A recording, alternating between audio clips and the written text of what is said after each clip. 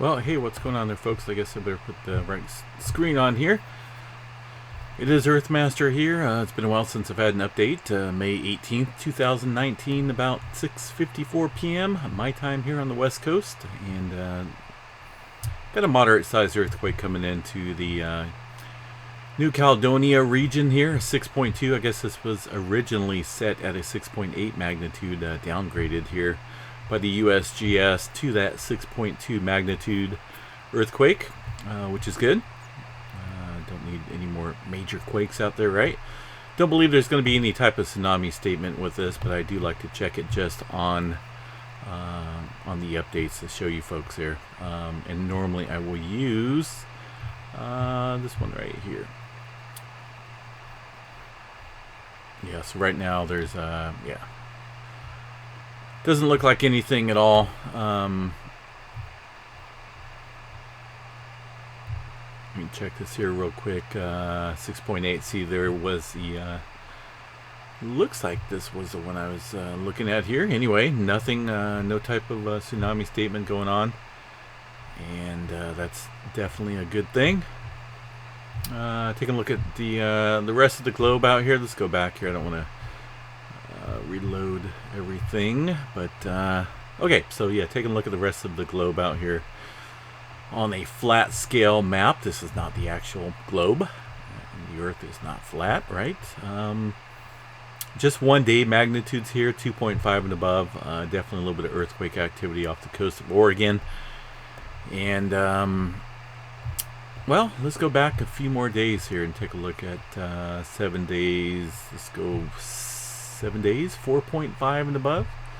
And you can see the majority of the earthquake activity out here once again on the western part of the Pacific Ring of Fire.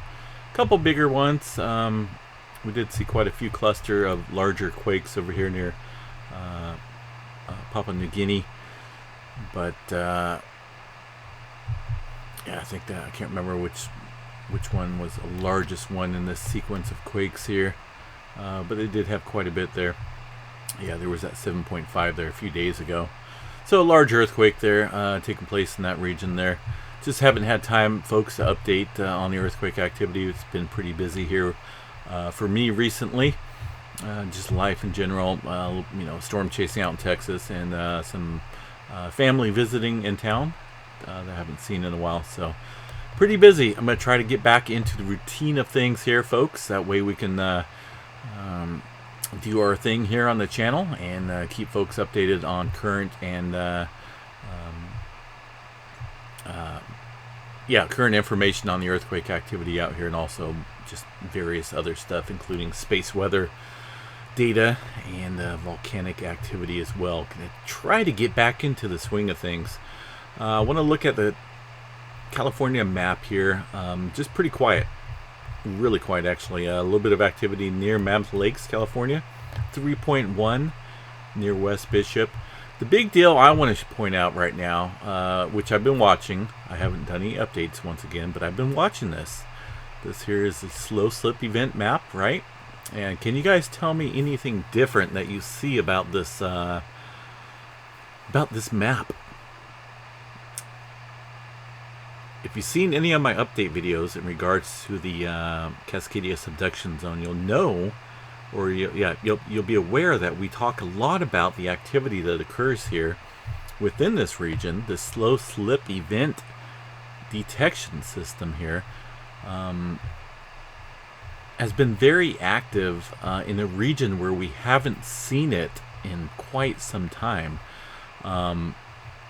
And that is this area in Central Oregon that I've talked about, to where if I do believe the Cascadia subduction zone is going to rip or start to rip or unzip, whatever word you want to use, that this would be the area of the most built-up pressure, and therefore that's a location where I would see a mega quake happen, or would expect to see one happen.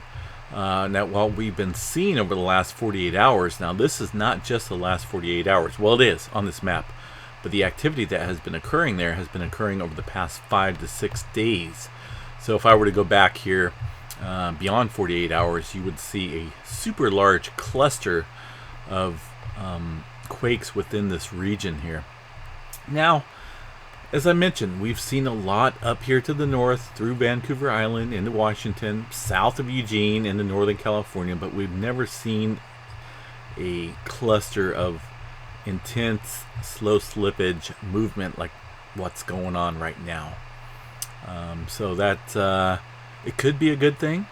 It could tell me that there is finally being some release of pressure within this region that's been built up, but it's slowly slipping underneath here, underneath the plate here, the North American plate.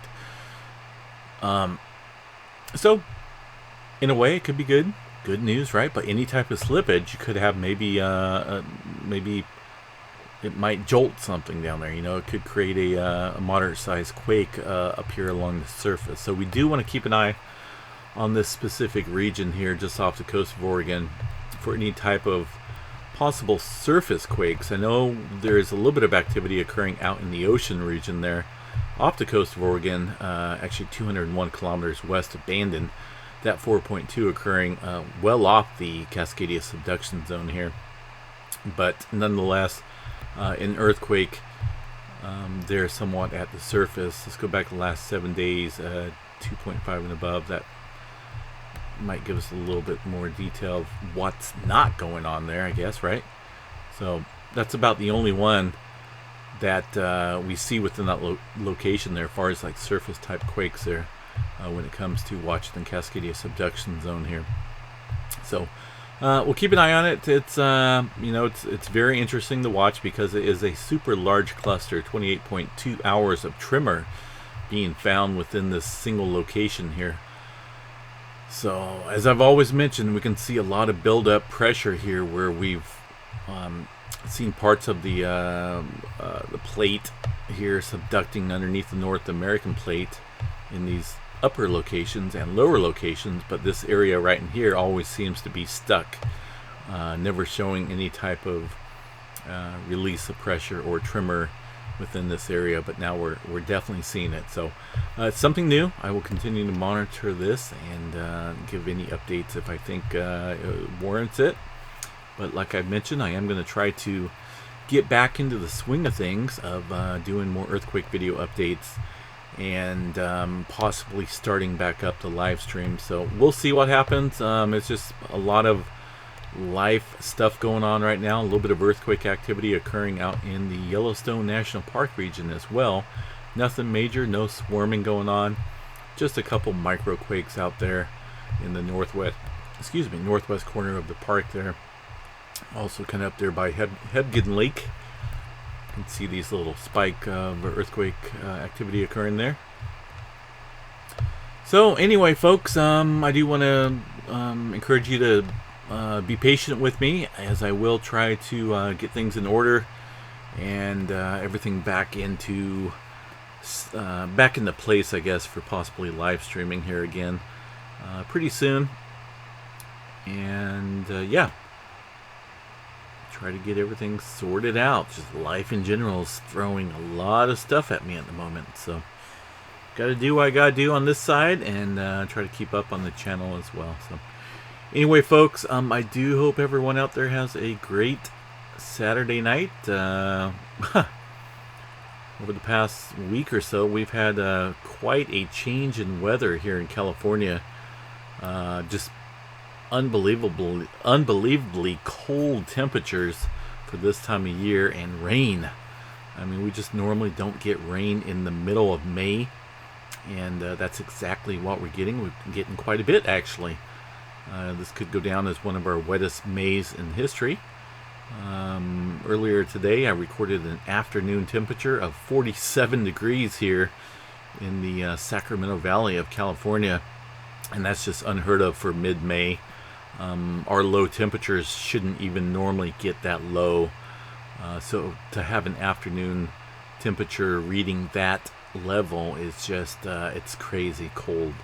I've been running the heater the past couple days, so that's crazy. That's all I'm gonna say. But I love the rain. It's gonna make everything possibly grow again, because we do stay pretty green in the winter time, and then spring and summer we dry out. everything dies out as far as the greenery and the grass and stuff like that, the wild areas.